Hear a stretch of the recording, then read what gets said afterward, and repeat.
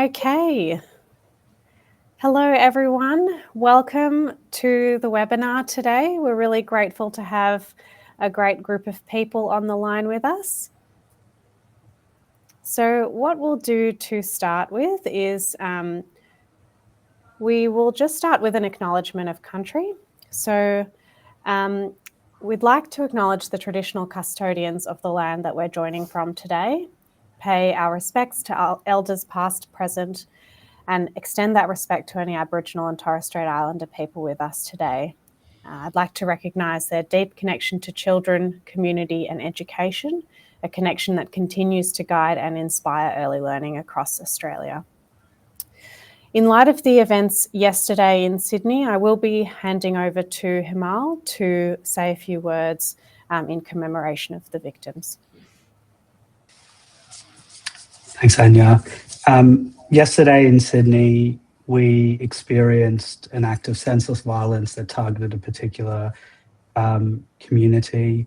Mana does not condone this, and anyone on this call, I would believe, would not condone this, but I would like to observe a minute of silence for the victims and those affected by this senseless act of violence.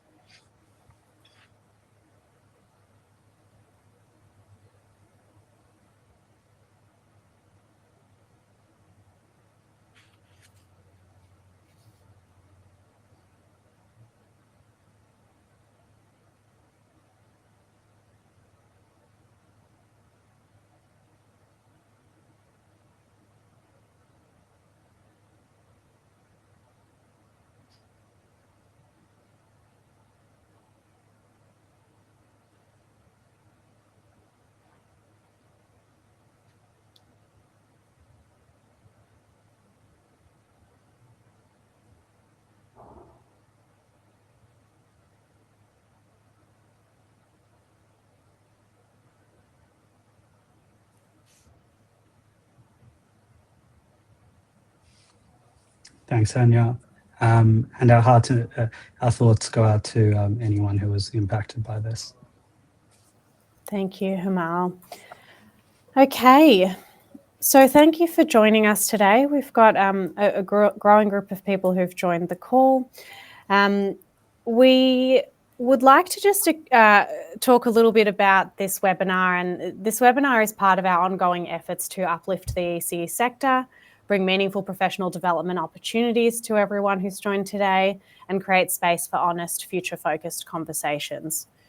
We all know that the early years are most important, but we also know that the sector is under immense pressure, documentation demands, burnout, workforce challenges, and limited time for reflective practice. So these webinars are really designed to help us rethink old assumptions and explore what's possible when research, practice, and innovation come together. So throughout the session, you're going to be hearing small touches of the work that we're doing at Mana, because our mission is simple. Every child deserves an extraordinary start to life, and educators deserve the support and tools to make that possible. Okay, so throughout the session, you will have the audience chat, and you can see that people have been placing their locations that they're joining from into this chat. Please place any questions as they come to mind in the chat. Keep the chat professional and positive, as we have opened it up to everyone. And also know that if you have any colleagues or peers who weren't able to attend today but would have liked to join, this is fully recorded and available through the platform, so you'll be able to access this at any point in the future. To kick us off with, I'm going to start a poll, so you'll see that appear on your screen. We want to understand the reasons why you've joined this webinar. So what's top of mind for you as you join us today? Is it quality? Is it occupancy? Is it quality and occupancy? Or is it something else entirely and you've come along just to learn about these two topics? Okay, so I can see we've got most people who've joined to focus on both of these topics, which is fantastic. And others are focusing more so on quality. Great to hear. Please keep putting your responses through to that.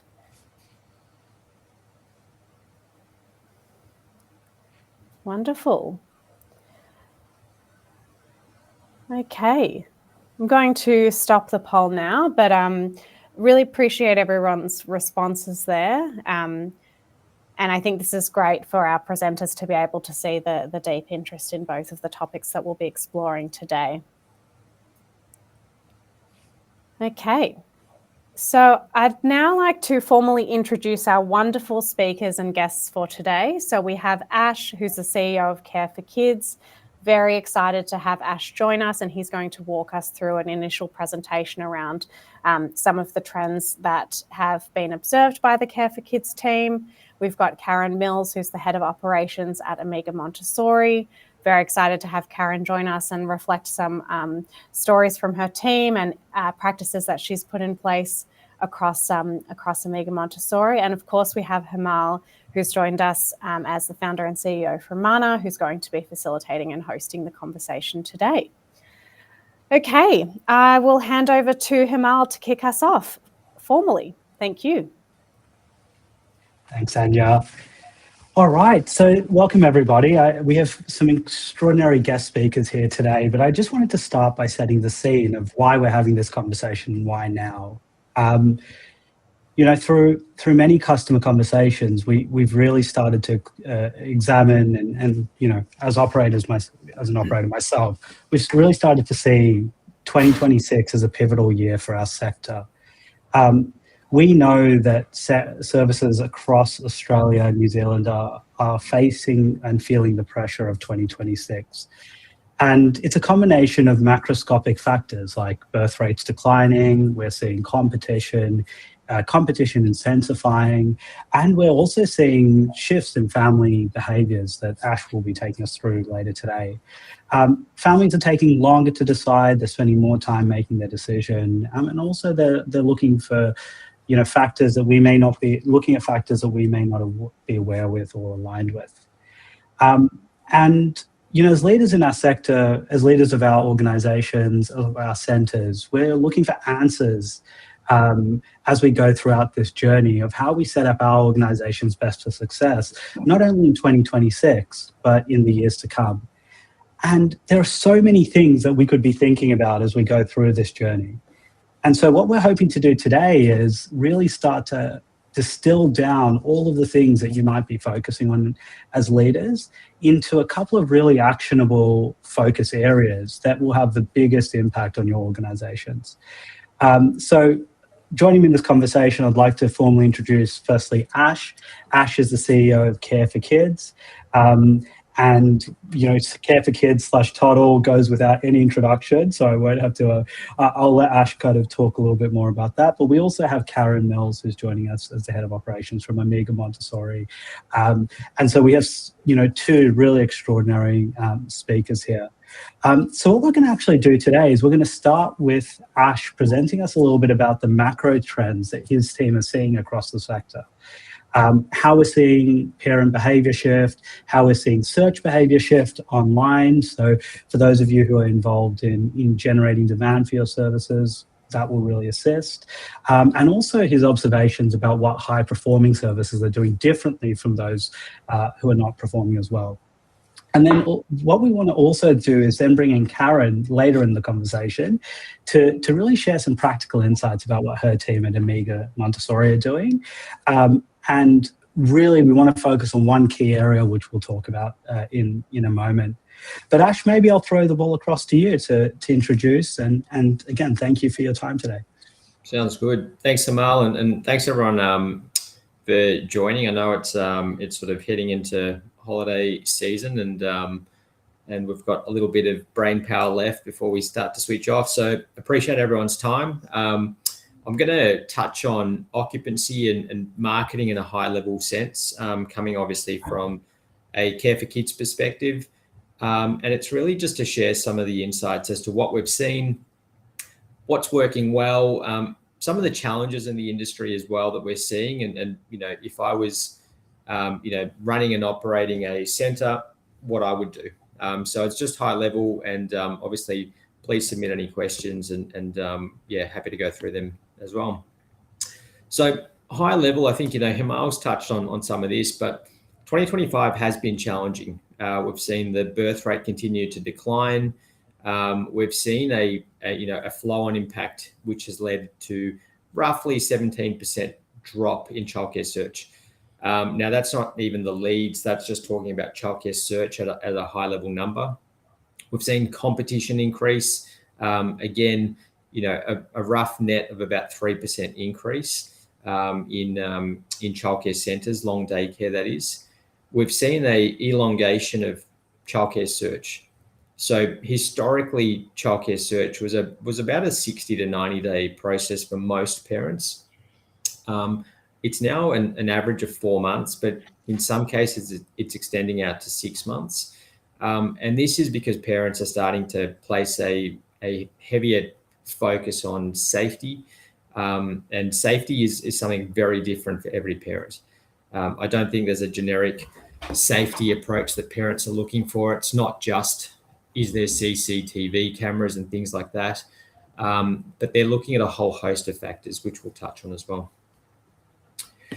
To give you a sense, and this might be hard to see on screen, but and I think this will all be shared out after the presentation.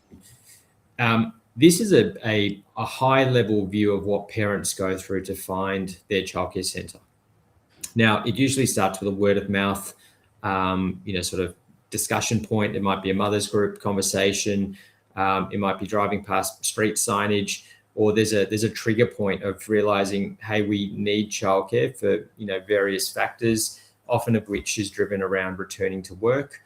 There's then a whole host of research, which is both online and offline, and then you go through the inquiry and tour process. It used to be a big focus on waitlisting, but I think a lot of the occupancy pressures now mean there is not as many wait lists in certain sectors.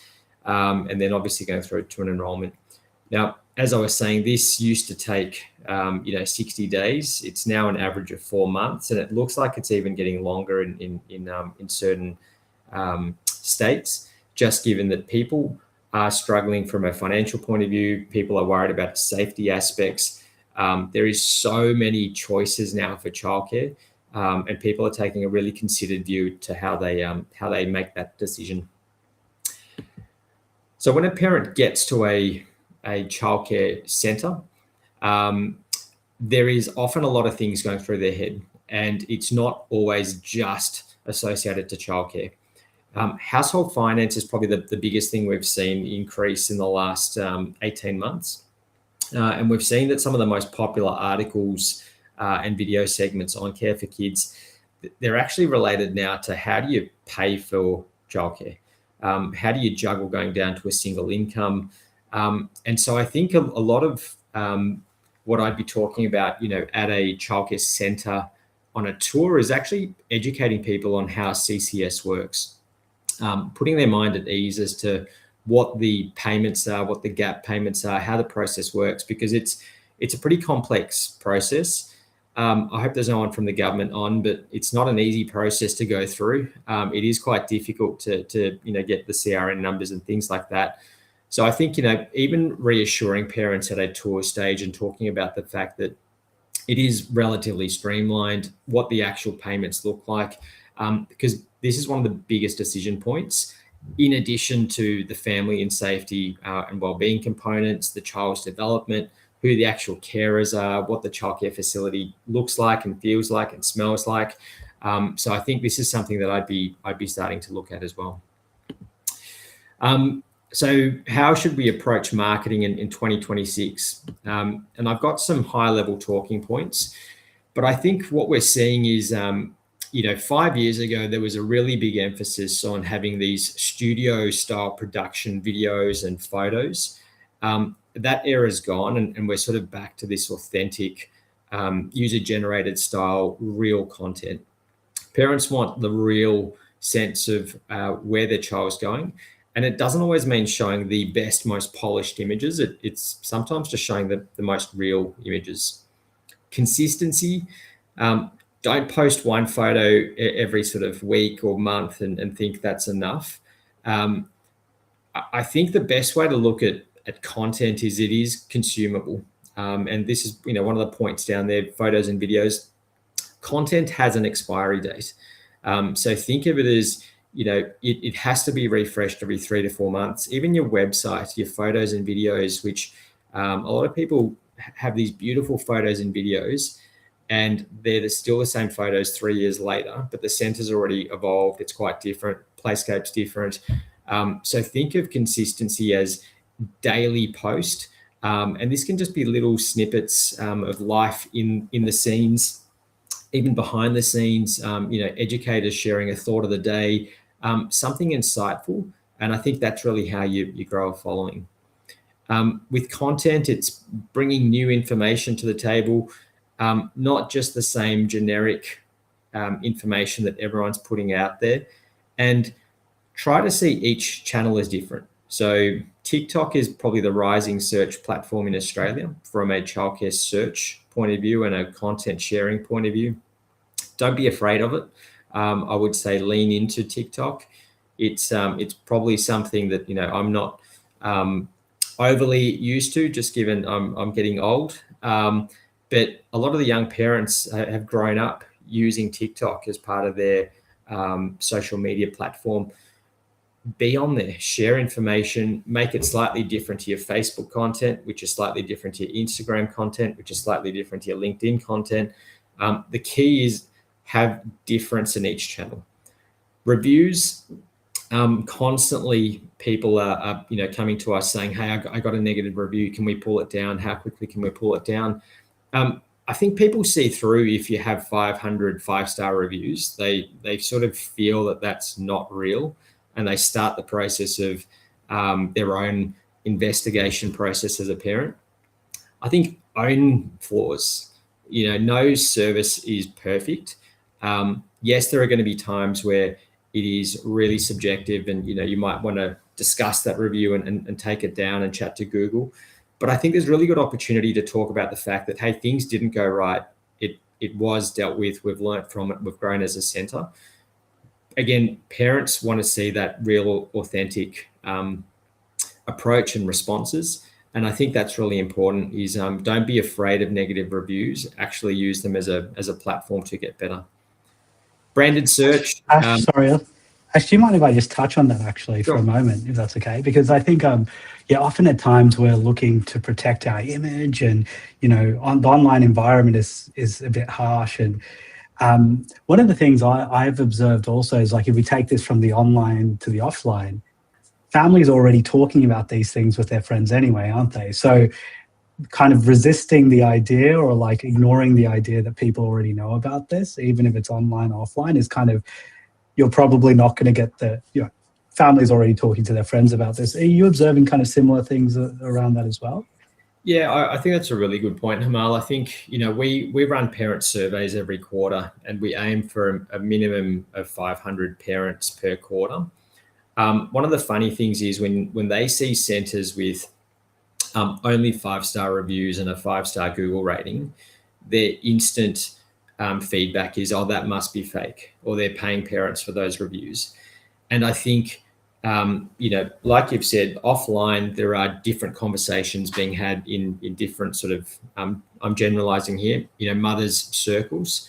So I think if you can be real and own the fact that, hey, our Google review rating is 4.8, we had, 3 or 4 negative reviews, and they were focused on, a certain aspect. That's been handled. We've now got a policy or a procedure in place, or we're doing things differently. We've learned from that mistake. Again, that's what people want to see. Otherwise, it does come across as sort of a little fake, dare I say it. Like too polished, hey? I think so. Mm. And the last one is branded search. I think, there's 9,000 plus, nearly 10,000 long daycare centres. Why are you different? And don't just tell me you've got a brand new centre, because that's not a point of difference. It is maybe, today, but it's not tomorrow. So why are you different? What is the level of care or the quality or your point of difference that you're bringing across? And I think parents are really interested in that. So share that, again, in a really relatable way. don't bombard them with really flashy, in-your-face, posters and slogans. Again, they're not being won over by that. They want to know who you are, who the educators are, and what makes your care setting different to the one down the road. Now, if I ran a childcare centre, what would I do? And these are just my viewpoints. But firstly, there is no silver bullet to marketing. It is a tricky period, and I think the answer is not to just to go spend a heap of money on Google and Facebook and Meta ads. I think it's about having a balance and being on all channels at sort of all times. Comes back to, again, don't being generic. Stand for something. Whether your value proposition is you're the most premium center or the most value-driven center, or if you sit in the middle, what are your points of difference? Do you send food home? Is it your incursions or excursions program? Is it a wellness program that you deliver for kids? What is it? And again, bring that to life. Be constant with the content, as I've said, but go behind the scenes. I really like humanizing the educators, because ultimately that is a lot of your brand.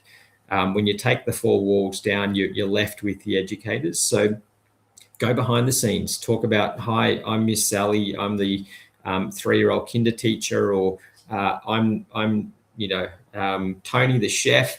Whoever it is, bring that to life. Have some fun. Again, you're connecting with parents, not robots here. And AI is rising, but I think more and more the desire to connect with humans is rising.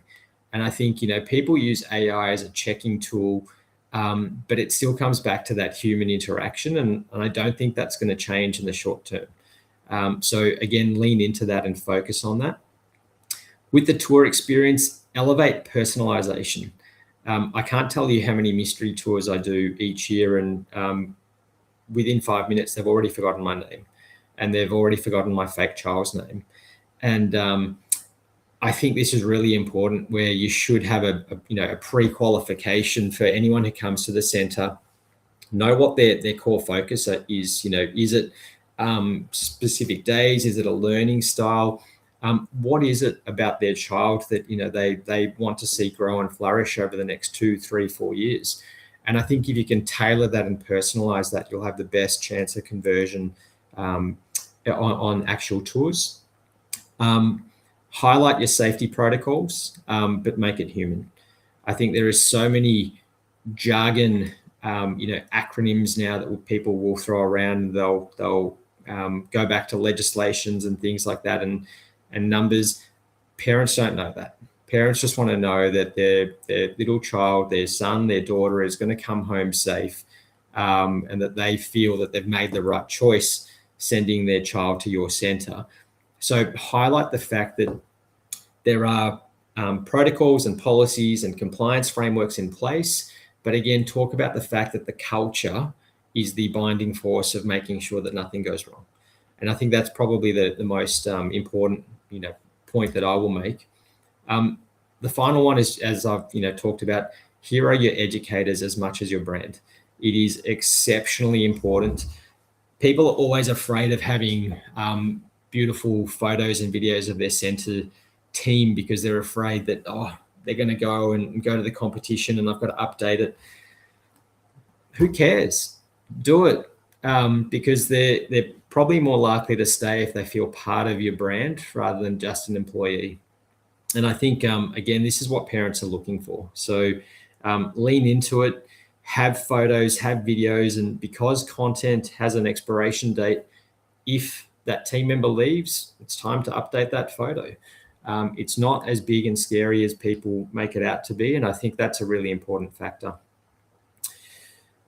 And I'll share just quickly some results from our last parent survey. Again, I won't talk through all this because you'll get this data, but people are, again, looking for reviews. they're not so focused on the fees and vacancy information. They're trying to understand and get a sense of what that centre is. Often what we find is parents will start on Care for Kids and then go to a centre's website, or start on the centre's website and then go to Care for Kids. And what they're trying to do is they're trying to do their own, I guess, fact checking to see, does everything line up? Is what they're saying accurate on both sites? They'll actually then go to your Instagram or your Facebook and double check and triple check, do kids have hats in photos if you've talked about a Sun Smart policy and these sorts of things. And they're trying to see if what you're talking about actually lives up to what you actually do. So again, this is a big point. This is quite care for Kids specific, talking about brands in mind, and what we're seeing here is that about 50% of the time parents come to Care for Kids and they have a brand in mind, and 50% of the time they're saying, I'm open to any brand, but I want care on Tuesday and Wednesday, or Wednesday and Thursday. And this is quite interesting. It's showing that some areas, there is, even though there's a saturation of childcare centres, people are overwhelmed with how many brands and are wanting to kind of look at quality of care or different offerings of care as their core driver. And I think, again, this is touching on a few things I've already sort of spoken about, but speed of action. So if you can contact your parents, whichever lead source it comes through, contact them quickly, contact them with a sense of purpose and with a sense of trying to understand why they've contacted you and your brand, I think that is paramount. And finally, from me, search trends. So this is just echoing what I've talked about. If you go to the Google Search Console, you'll see that the keywords of childcare safety and childcare CCTV are up enormously. So 357% and 3,800% respect from a growth on a July to a previous month point of view. Now, this is obviously driven by a lot of the incidents that came to light in July, but it's continuing. I don't think it's going to disappear in the short term. Again, I think parents want a greater sense of comfort that they're making the right decision for their child. And if you can talk about this in your website and your social media, intertwine it in some of the language when parents come through your setting and your service as well, it is very, very important. Again, humanize it. Try to understand why they're asking for this information, and don't just react to it. But I think that's really, really important. And that's it from me, guys. Wonderful. Thanks, Ash. There were some really great nuggets in there. But we have one question from Fahim. And if I just get kind of the source of the question, it's really around, are you seeing any trends in terms of search volumes for childcare overall? Based on the knowledge that you and what you're gathering from Care for Kids. So one of them, of course, what you just presented around child safety. But is there any kind of other things that you're seeing? Any change in volumes, for example, or any change in focus areas? Yeah, I think definitely overall search volume is down, and it's been trending down for probably the last 18 months.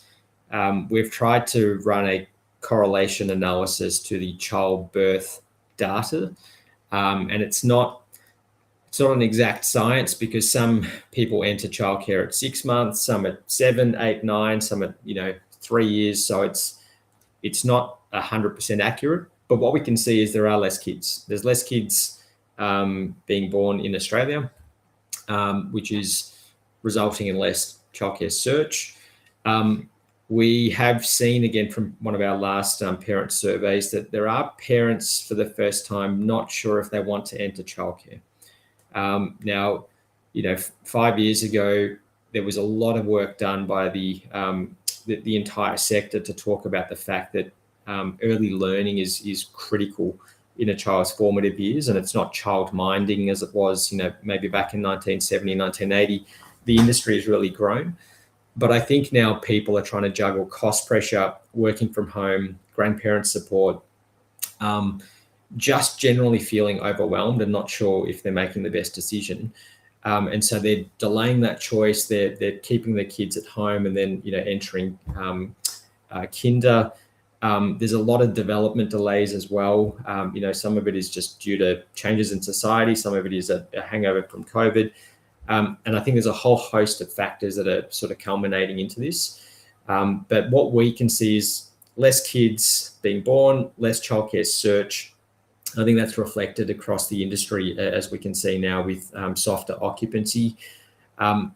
Is that going to change in early 2026? My gut feel is probably not. But I think that doesn't mean that you have to struggle with occupancy. I think there are plenty of operators and centres out there that are still at 95 to 100% full.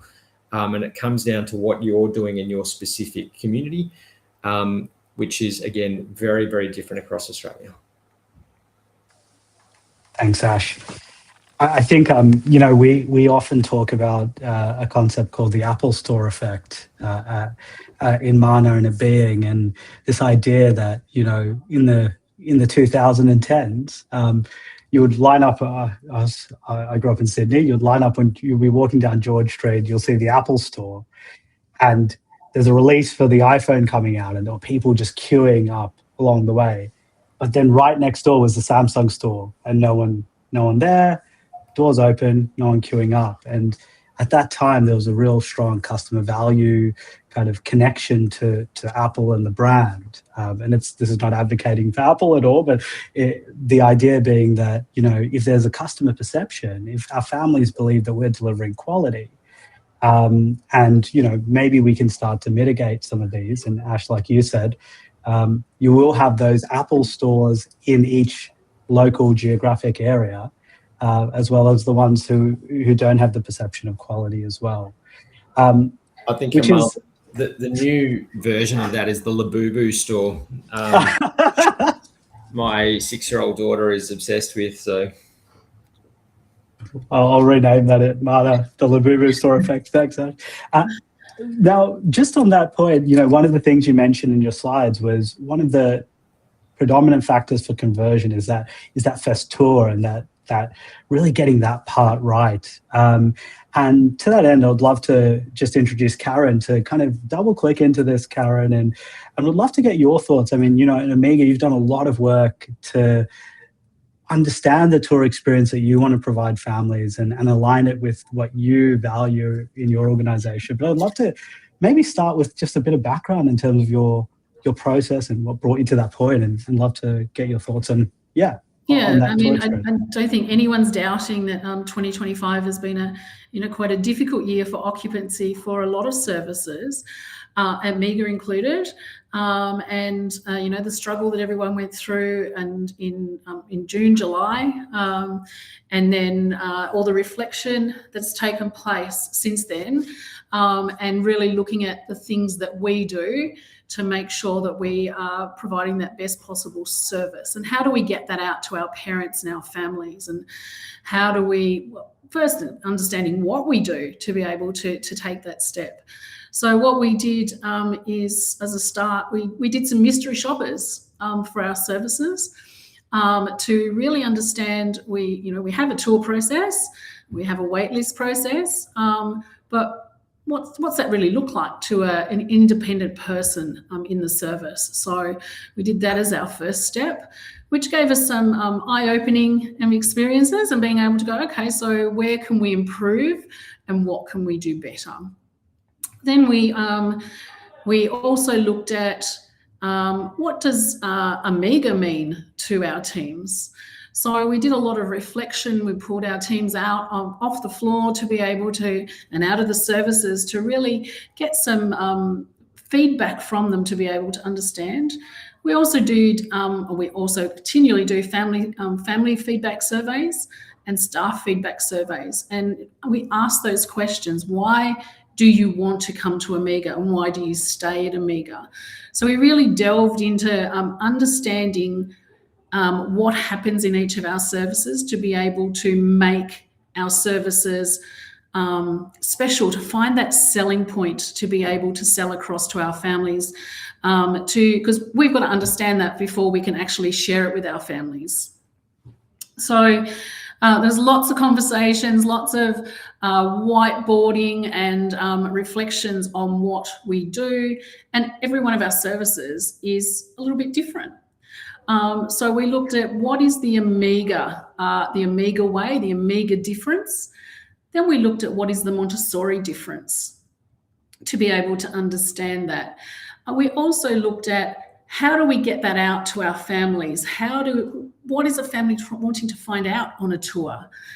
How do we connect with those families, and how do we tell our families all of that in really one visit, to be able to create that initial contact, to be able to create that initial connection, because we firmly believe that if you can connect with the family, then they are more likely to enroll with you, because they will feel that they want to come, they want to know more, they will feel part of that service. And it's really interesting, a lot of what you've spoken about, Ash, is things that we had already included into all of those conversations. We talked about knowing the family's name, knowing the child's name, the information that you get from a family start on that initial phone call when they first ringing up to make a tour, and you're getting those hints about what that family needs in that tour and what they're looking for in a service. So making those notes down so then you can actually refer to that when they're coming in to visit. We also created a checklist. So we have a list of everything that, I'm sure it's not fully extensive and we keep adding to it, but a list of things that we want our teams to be able to talk about. But it's not just reading it off a checklist. We want them to be able to know all of that and have trigger points around the service, to be able to talk about those parts of the service when they're walking through. I know myself and our CEO, Max Berg, we actually did tours of other services and our competitors. And it was actually really eye-opening to see different services and to see some really positive points in other services and other things that we can go, oh, we can do that too. Or, we might change that a little bit and implement that at our services as well. So it's really interesting to know your competitors and to be able to, continue to grow your brand and grow your connection with your families through that as well. We also talked a lot about consistency and making sure that our families are consistently greeted when they come in, knowing those children, talking to them, eye contact, a smile. If our educators can go over and talk to the family, then go over and talk to the family. If not, a smile and a welcome, and telling the teams in the service who's coming through. So then they can smile and welcome the child to come over to them if the child sneaks out from behind their parents' legs and wants to engage in an activity. So it's really about building the whole service around that tour to make someone feel welcome. That's so great, Karen. And I remember about a couple of years ago, we created a document for our organization called our Human Experience Principles. It was a lot of organizations create customer experience principles, but we wanted to think about how we want children to experience our organization, how we want families to experience our organization. And one of the values in that human experience principles was connection. And we wanted people to experience connection. And then as a function of that, what does connection actually look like on the court? Well, during a tour, it might look like this. During, the first week, it might look like this. First day, it might look like this. Ongoingly, it might look like this. And I just wanted to raise that, Karen, because of course, we could perform for a tour, But then when the family's with us and embedded, and it's part of it's now the first week or the first month, if they don't get that same experience from us, they're probably going to feel the lack of authenticity, right? They have to. That's part of building the teams, to be able to know that they it's not just on a tour. This is what we're doing every day. And I think that's why we did the reflection piece of what does Amiga mean, and what do we value? And then what does Montessori mean? And that's what you're showing off on the tour. You're actually showing off on the tour everything that you do every day. We have all of our management team off the floor all of the time. So a lot of that, and you're talking about making sure that people feel welcome when they come in and knowing that they're going to get that. That is part of our selling, but it's also part of what we want every day for our teams, that they do feel welcome.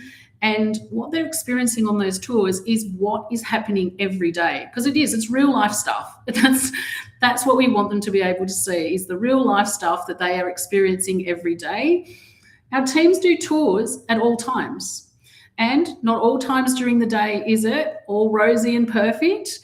And we had one the other day where it was actually a 2IC at our 2IC training. She said, it wasn't a really rosy time of the day when someone came through, but I explained to the parent what was happening at that stage and what the transition was like, and then also suggested to them, I'd love you to come back at this time and show you other parts of the day to be able to explain what actually happens. So the parent enrolled. They came back for another tour and enrolled a week later.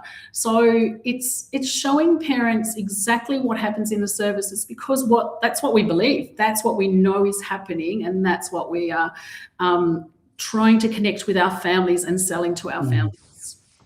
It's such a great point, because I think essentially what you're describing here is, if we get back to fundamentals and we go back to designing and delivering high quality early education, back to these values that this sector stands for, then families will feel that in the connection, and they'll see your philosophy alive, right? And they'll see your expression of high quality early education alive, but they'll see that through their whole journey, and that's what then gets them to recommend you to a friend or colleague. And just out of interest, Ash and Karen, we have a question here from Sarah, which says, what are some suggestions to get your name out there and to build occupancy, besides updating Care for Kids, Google reviews, etc.? Now, I have a very strong view of this, but I'm keen to get your thoughts on this, Karen and Ash. Maybe we'll start with Ash. What are some of the tactics that you've seen that support services in building occupancy? Yeah, I think so. You've got sort of online and offline. Online, you've got your things like your aggregators. You've got Google, Facebook, Instagram, TikTok, etc. I think offline, the old school community day is so important. Bringing people to get a sort of it's like a safer way to have a look at the centre without feeling you're on a tour at times.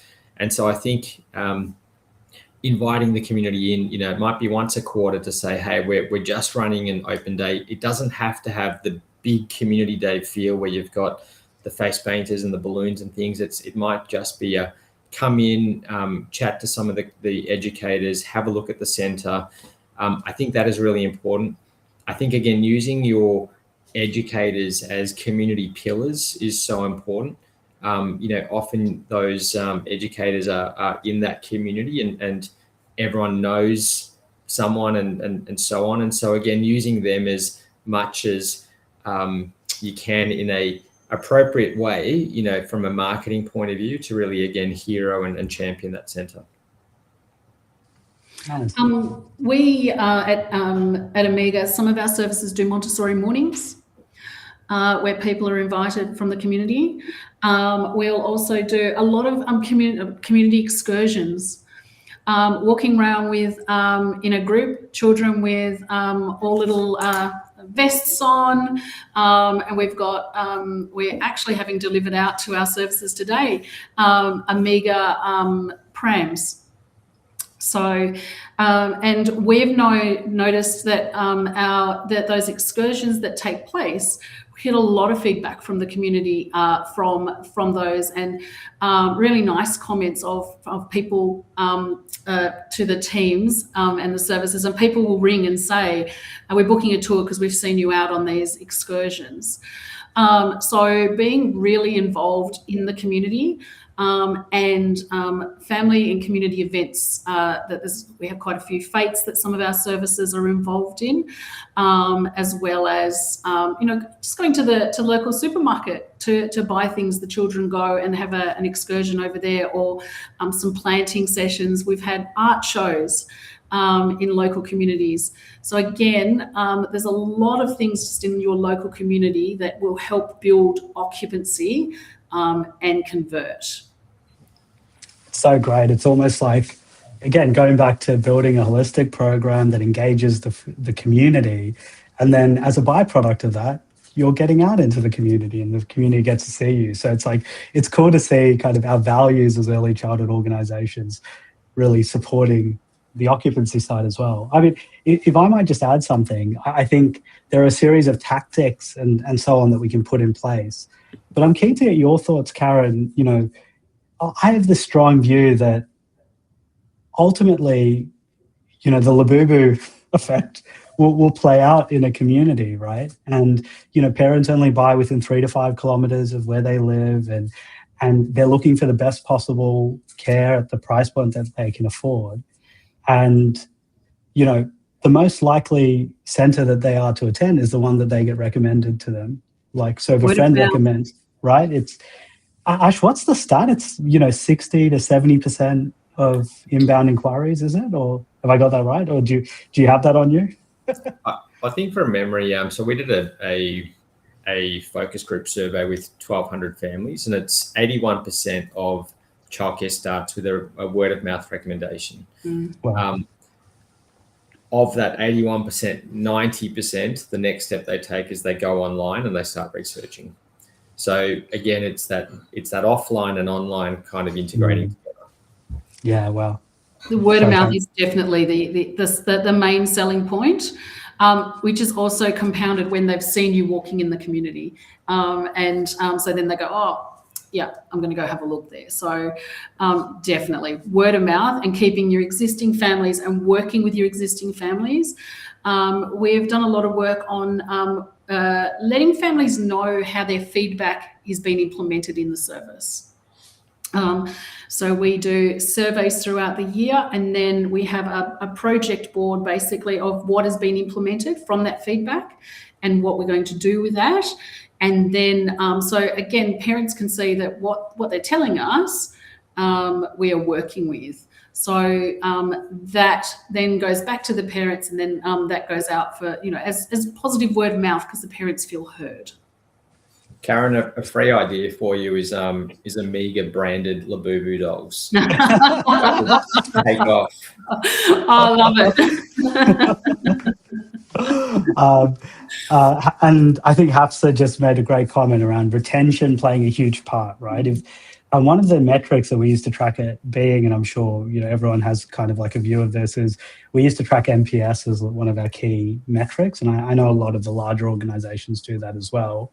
And if you're not doing that as an organization, it's a really great metric to a number to stay on top of, because it gives you an indication of how likely your current family base is to recommend you, and it's generally very well tied with occupancy. Karen, do you track NPS as well? We do that. I think we've done it for the last 2 years now, and it's really interesting to see the results. And that's where I was talking about. We get the results, and then we do our action plans from that.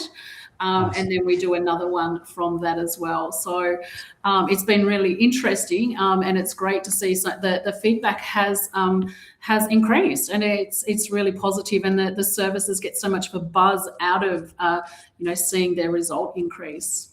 Amazing, Karen. Now, team, we have about 10 minutes left, so we're going to throw to Q&A now. So just in terms of how we can, how you might want to participate in Q&A, on the right of your screen, there's a little chat, a chat function.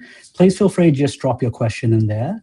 and we'll get through as many as we can in the remaining 10 minutes. But I'd love to start off with a question for you, Karen, which is, you went through this process of really working on your tours and transforming the way that Amiga did your tours. To everyone else in the audience who's listening here, what's one thing that you discovered through that process that you would recommend that they look at and change immediately if they're not already doing it? Well, I suppose there's probably a couple of things. I mean, we looked at, and one of the main thing our mystery shoppers showed us was the CCS. That our teams weren't explaining that well to our families, and that we had a big gap to fill. So what we did is we then brought all of our teams in and we did training with them, and did different scenarios and did practice runs, and gave them cheat sheets to be able to work through, to build their knowledge and their confidence in being able to have those discussions with families, and also to be able to, because it's really important to listen to what a family is telling you, because a lot of them haven't been in childcare before and don't understand what the process is. So it was, helping them to be able to understand that, so then they can, share that with the families and build that knowledge as well. The one thing that we really benefited from was having a whiteboard session, and a big reflection around what is your difference, to be able to talk to that, and then make sure that your service is set up around that. So making sure that you've got your talking points when you're doing your tour, around, so we are a family-led organisation, and in our services we have a display of the Berg family, and we talk to that as we go round to be able to show to families that we are family-led and we're all family involved, and we really want that family feeling in our services. So again, it's just trigger points to be able to have that. But if you don't have that reflection to be able to understand what you do well and what you want to get out to families, I really think that's the first point, is understanding what your difference is. Can I add? Yeah. Sorry, I was going to add one thing. I think the brands that I've seen it do really well are, if you kind of picture a hotel here, and you picture the Westin Hotel or the Hyatt Hotel. I'm sure everyone's heard of them. Now, at the core what the philosophy and the DNA of those hotels is, but the city Westin is very different to the Bali Beach Westin. And I think it's really important to have your core DNA and your core understanding of what your brand proposition is. But it's equally as important to realize that your city community versus your Bali Beach community is very different. And it is okay to have slight differences in terms of the approach. And you actually want to live those differences, but still acknowledging that the core of what that sort of DNA is. Yeah, we really did focus quite exactly what you're saying is every service is different, and every service will do things slightly differently, or have different community events that they're involved in, or different, all different things. So it's understanding those, but also as a brand together, and also talking about how our values shine through in everything that we do. And Karen, just to add to that, that's really embedded practice ultimately, right? We want to see our values shining through in every moment. Families will pick up on the things that they see directly, but also how the environment makes them feel, how consistent things are. They may not be able to vocalize a lot of this. We talked about the gut feeling, and I've said that for many, many, many years. Families have asked me over the years, how do I know when I'm in a centre that I'm going to feel comfortable in, and my child's going to be comfortable there? And I have always said to them, I said, you will get a gut feeling when you walk in, and you can't really explain it, but you will know that you are comfortable there, and you will feel comfortable leaving your child there. So it was creating that feeling that they want to be there, they want to come back, that the child wants to come. Amazing. And also talking them through that process and what it looks like, because the more information you give them, the more information they'll take away. They won't remember everything, but they'll remember how they felt while you were talking to them. And that's what we are trying to create, that feeling. Amazing. Yeah. All right. Well, Karen and Ash, we're kind of coming to the end of our session today. So thank you so much. We do have a couple of other questions, but I'm going to quickly flick it across to Anya, maybe to wrap us up.